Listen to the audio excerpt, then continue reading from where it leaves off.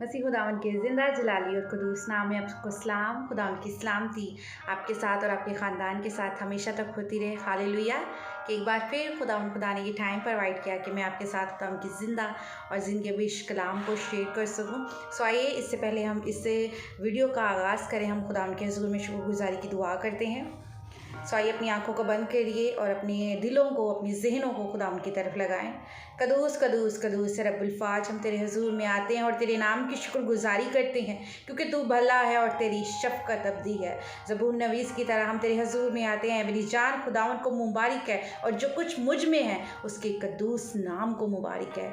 सो आसमानी पिता, इस वीडियो के आगाज़ में हम सारा इख्तियार तेरे पाक रूह को देते हैं। आसमानी पिता, फजल बख्श दीजिए सीखने सिखाने के सारे अमल में तेरा हाथ हम पर बढ़ा रहे। आसमानी पिता, फजल बख्श दीजिए। हर किस्म की बेतरतीबी रूह, हर किस्म की डिस्टर्बेंस यीशु के नाम से जाती रहे। तेरा फजल, तेरा रहम चाहती हूँ। अल्फाजों को तरतीब बख्श देना। आज का कलाम मेरे लिए और सुनने वाले तमाम बहन भाइयों के लिए बाइस से बरकत हो। इससे भी कुछ मांगते हैं और पा लेते हैं यीशु मसीह के पाक और पवित्र नाम से, आमीन आमीन। God bless you.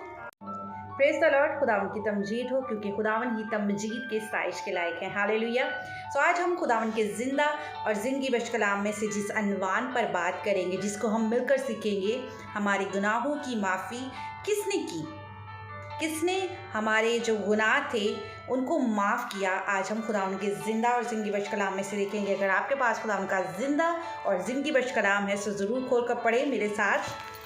इफ्सियों के नाम पर रसूल का ख़त, उसका पहला बाब और उसकी 7 आयत को हम खुदावंद के ज़िंदा और ज़िंदगी बख्श कलाम में से पढ़ेंगे। कुछ यूँ लिखा है, हमको उसमें उसके खून के वसीला से मखलसी यानी कसूरों की माफ़ी, उसके उस फजल की दौलत के मुआफ़िक हासिल है। खुदावंद के पाक कलाम के पढ़े और सुने जाने पर खुदावंद की बरकत हो। हालेलुया। आज हम जिस अनवान पर बात करें, जिस अनवान को हम मिलकर सीखेंगे, हमारे गुनाहों की माफ़ी किसने की, ये माफ़ी क्या है, माफ़ी के लफ्ज़ी मायने क्या हैं और इसके बारे में हम देखेंगे। माफ़ी एक रूप है फ़ज़ल का। जब हम किसी को माफ़ करना चाहते हैं तो हम ये नहीं कहते कि आप पहले मेरे लिए ये काम करें फिर मैं आपको माफ़ करूँगा, बल्कि हम उस पर फ़ज़ल कर देते हैं, हम उसको उस पर रहम कर देते हैं। फॉर एग्ज़ाम्पल के तौर पर, अगर आपके साथ किसी ने मिसबिहेव किया है, बदसलूकी की है, तो हम उस शख्स को माफ़ कर देते हैं, उस पर फ़ज़ल कर उसे माफ़ कर देते हैं। और अगर आप किसी शख्स ने आपके साथ बहुत बुरा किया है तो अगर हम उसके ख़िलाफ़ मुकदमा दायर करना चाहते हैं लेकिन हम करते नहीं हैं, तो भी ये फ़ज़ल होता है कि हम उस पर मेहरबानी कर देते हैं, कि हम उसे माफ़ कर देते हैं कि आपने ये किया लेकिन आप शर्मिंदा हैं तो हम आपको माफ़ कर देते हैं। और फ़ज़ल क्या है, फ़ज़ल के बारे में हम देखते हैं कि किसी शख्स को जो उसका हकदार नहीं है, जो उसमें ऐसी कोई खूबी या लियाकत नहीं है कि उस पर फ़ज़ल किया जाए, लेकिन हम उस पर फ़ज़ल कर देते हैं। अगर फॉर एग्ज़ाम्पल के तौर पर, अगर किसी शख्स ने हमारी गाड़ी चोरी कर ली है और गाड़ी चोरी करने के बाद उसने उसको बुरी तरीके से एक्सीडेंट कर दिया। पहला उसने गुनाह किया चोरी और दूसरा उसने उस चीज़ को बर्बाद कर दिया, तो हम उसके ख़िलाफ़ मुकदमा दायर नहीं करते हैं, तो हम उसे माफ़ कर देते हैं। तो वो जुमले में आता है कि हम उससे पर फ़ज़ल कर देते हैं। हालेलुया। अगर हम पढ़ें खुदावन के कलाम में से, तो खुदावन का बंदा पौलुस रसूल कहता है कि हमको उसमें उसके खून के वसीला से मखलसी यानी कसूरों की माफ़ी, उसके उस फजल की दौलत के मुआफ़िक हासिल है। या ये हम में कोई खूबी या लियाकत नहीं है कि खुदा ने मुझ पे और आप पर अपना फ़ज़ल किया है, अपना रहम किया है, बल्कि उसकी फ़ज़ल की दौलत के मुआफ़िक, वो फ़ज़ल जो वो अपने बंदे और बंदियों पर करता है, उसके लिए वो इस तरह के अल्फाज इस्तेमाल करता है। अगर हम पढ़े मत्ती रसूल की अंजील, मेरे साथ खोलिए मत्ती रसूल की अंजील, उसका 26वां बाब और उसकी 28वीं आयत को हम तलावत करेंगे। खुदा के कलाम में कुछ यूँ लिखा है, क्योंकि ये मेरा वो अहद का खून है जो बथेरों के लिए गुनाहों की माफ़ी के वास्ते बहाया जाता है। हालेलुया। कि जब यीशु मसीह अपनी खिदमत को ख़त्म करने के वक्त पर अपने शागिर्दों के साथ आखिरी ज़ियाफ़त का इंतज़ाम करते हैं कि हम आखिरी ज़ियाफ़त बैठ कर खाएंगे, तब वो उस अंगूरे के शीरे को लेते हैं और कहते हैं कि ये मेरा अहद का खून है जो बथेरों के गुनाहों की माफ़ी के लिए बहाया जाता है। हालेलुया। कि खुदा ने हमारे गुनाहों को धो दिया, साफ़ कर दिया, साथ में हमें माफ़ी भी दी। सिर्फ ये नहीं कि हमारे गुनाहों को भूल गया, बल्कि हमें बिल्कुल पाक साफ़ कर दिया, हमें माफ़ कर दिया। और जब हम किसी पर किसी को माफ़ करते तो हम ये नहीं कहते थोड़े दिनों बाद कि तुमने मेरे साथ ये किया था ना, देख लो मैंने माफ़ किया। लेकिन हमारा जो खुदा है वो हमारे गुनाहों को याद ही नहीं करता, वो नहीं भूल जाता है। अगर हम खुदा के कलाम में से पढ़ते हैं तो हमें पता चलता है कि खुदा हमारे गुनाहों को हमसे दूर फेंक देता है, कि जहाँ से वो वापस ही नहीं आ सकते, जहाँ से हम अपने गुनाहों के पास दोबारा से जा ही नहीं सकते, और हमारे गुनाह और हम दूर दूर हो जाते हैं। अगर हम पढ़ें खुदा उनके ज़िंदा और ज़िंदगी बख्श कलाम को तो हमें बहुत सी हवालात, और जिस तरह हम लोगों पर फजल कर देते हैं, अगर वो किसी चीज़ के लायक नहीं है लेकिन हम उन्हें वो चीज़ दे देते हैं, उस चीज़ को हम फजल कहते हैं कि इस पर मैंने अपना फजल कर दिया या रहम कर दिया, या काइंडनेस के लफ्ज़ इस्तेमाल करते हैं। इसी तरह जब हम खुदा पर भरोसा करते हैं, जब हम खुदा पर यकीन करते हैं कि वो ही हमारे गुनाहों को साफ़ कर सकता है, हमें माफ़ी दे सकता है, तो हम उस पर ईमान लेकर आते हैं। तब हम पढ़ते हैं, अगर हम पढ़े ईमान की किताब उसका 10 बाब और इसकी 43वीं आयत, तो खुदा उनके कलाम में लिखा है, जो कोई उस पर ईमान लाएगा, उसके नाम से, यीशु मसीह के नाम से गुनाहों की माफ़ी हासिल करेगा। ये सेंटेंस जो सा है, ये फ्यूचर सेंटेंस है कि वो गुनाहों की माफ़ी हासिल करेगा जब हम यीशु मसीह पर ईमान लाएंगे। जब हम इकरार कर लेते हैं दिल में कि खुदा मैं इकरार करती हूँ कि मैं मुझसे गुनाह जर्द हो गया और मैं माफ़ी तलब करती हूँ, तो खुदा माफ़ करने में कादिर है। हालेलुया। जब हम पढ़ते हैं बहुत से ऐसे हवालाजात मिलते हैं, यशायाह 53 उसकी 25वीं आयत में अगर हम पढ़े तो खुदा उनके कलाम में लिखा है कि वो हमारे गुनाहों को मिटा डालता है।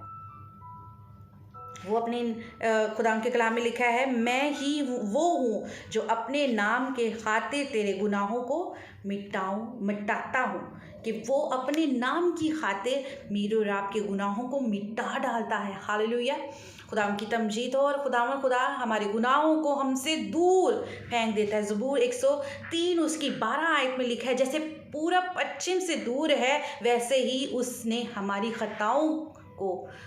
ख़ताएँ हमसे दूर कर दी हैं। जो हमने ख़ताएँ की थी, जो हमसे गुनाह हो गए थे, वो हमसे बहुत दूर हो गए हैं, कि बहुत फासले पे हैं। पूरब पश्चिम, जैसे ईस्ट वेस्ट फॉर एग्ज़ाम्पल के तौर पर, ईस्ट एंड वेस्ट कभी भी मिल नहीं सकते। इसी तरह खुदा ने मेरी और आपकी ख़ताओं को दूर कहीं रख दिया है, ताकि हम दोबारा उस गुनाह में, उस लानत में ना जा सके। हमारे गुनाहों की माफ़ी सिर्फ़ यीशु मसीह के वसीला से है। आज हम पूरी दुनिया में मसीही लोग, आज फ्राइडे का दिन है और आज हम रोज़ों के सीजन्स में आज चौथा हफ्ता है और चौथा फ्राइडे है जिसको हम सेलिब्रेट करें। बहुत से बहन भाई रोज़े में ठहर रहे हैं, दुआ कर रहे हैं। तो हमें अपने गुनाहों की माफ़ी के लिए खुदावंद यीशु मसीह के पास आना है। ए खुदा मैं तेरे पास आती हूँ कि तू मेरे गुनाह माफ़ कर, तू ही मुझे गुनाहों की बीमारी से शिफा देने की कुदरत रखता है। बहुत से ऐसे लोग हैं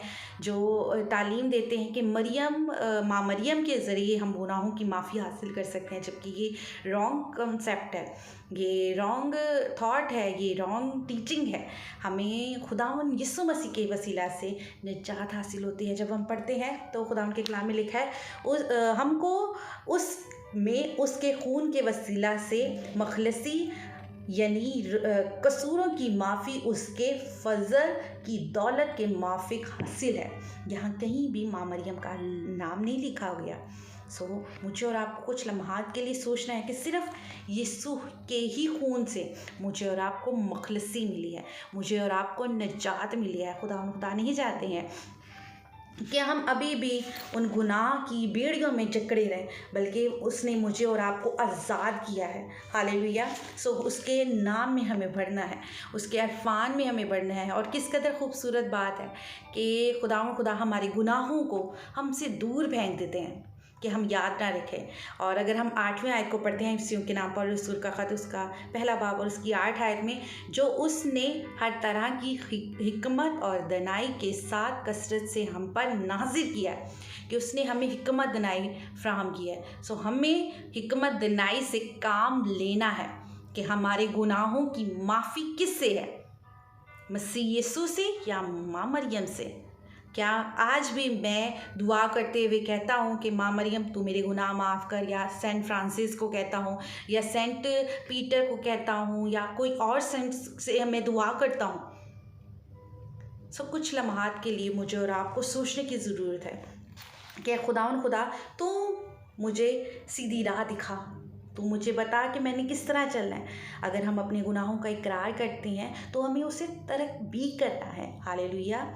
और खुदावंद का बंदा यूहन्ना आरफ अपनी ख़त में बयान करता है कि हम पढ़ते हैं यूहन्ना आरफ का पहला ख़त, उसका पहला बाब और उसकी 9 आयत में लिखा है, अगर कोई अपने गुनाहों का इकरार करे तो वो उसे सारी नाराज़गी से पाक करने में सच्चा और आदिल है।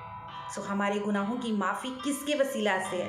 मेरे ज़िंदा यीशु मसीह के वसीला से, कि या अभी भी हम उन पुरानी और उस तरह की सोचों में गिरफ़्तार हैं जो गलत तालीम है। बल्कि हमें लोगों के पीछे नहीं जाना, बल्कि हमें, मुझे और आपको अपनी बाइबल के पीछे जाना है, अपनी बाइबल को देखना है कि मेरी बाइबल क्या कहती है। ज़रूर मैं आप सबको इनकरेज करना चाहूँगी कि आप खुदावंद के कलाम को ज़रूर खोल कर पढ़ा करें, क्योंकि खुदावंद के कलाम को पढ़ने वाला, सुनने वाला और जो कुछ इसमें लिखा है इस पर अमल करने वाला मुबारक है। ये नहीं कि हम जो पास्टर कहते हैं या कोई जो फादर्स कहते हैं उन पे फॉलो करना है, बल्कि जो ज़िंदा कलाम कहता है मुझे और आपको उस पे अमल करना है। उसकी मदद रहनुमाई से खुदा उनके साथ साथ चल रहा है।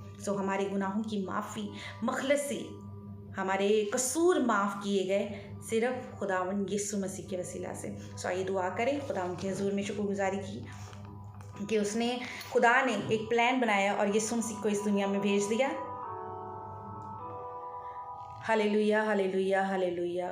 ऐ जिंदा खुदा, मैं तेरा शुक्र, तेरी तमजीद करती हूँ तेरे बेटे यीशु के लिए, जो मेरे और इस पूरी दुनिया के लिए इस ज़मीन पर आ गया, जिसने अपने आप को खाकसार कर दिया मेरी मखलसी के लिए, मेरे गुनाहों के लिए अपने आप को पेश कर दिया, ताकि उसके मार खाने से मैं शिफा पाऊँ। ऐ खुदावन खुदा, मैं तेरे हुजूर में आती हूँ और अपने बहन भाइयों के लिए तेरी बरकत, तेरी सलामती चाहती हूँ। आसमानी पिता, तेरे कॉल के मुआफिक हमारी ज़िंदगी में हो सके। हमारे गुनाहों की माफ़ी सिर्फ यीशु मसीह के खून से है, हम समझ सकें और तेरे नाम में बढ़ते जाएं। इस वीडियो मैसेज को जितने बहन भाई देख रहे हैं उनके लिए, उनके ख़ानदानों के लिए तेरी बरकत, तेरी सलामती चाहती हूँ। तो छू यीशु के नाम से, आमीन आमीन। God bless you. खुदा आप सबको बहुत बरकत दे और संभाल कर रखें। इस वीडियो मैसेज को ज़्यादा से ज़्यादा अपनी बहन भाइयों के साथ शेयर करें, ताकि खुदावन के कलाम से वो भी अवेयर हो सकें और खुदावन के अरफान में बढ़ते जाएं। हालेलुया। जय मसीह की।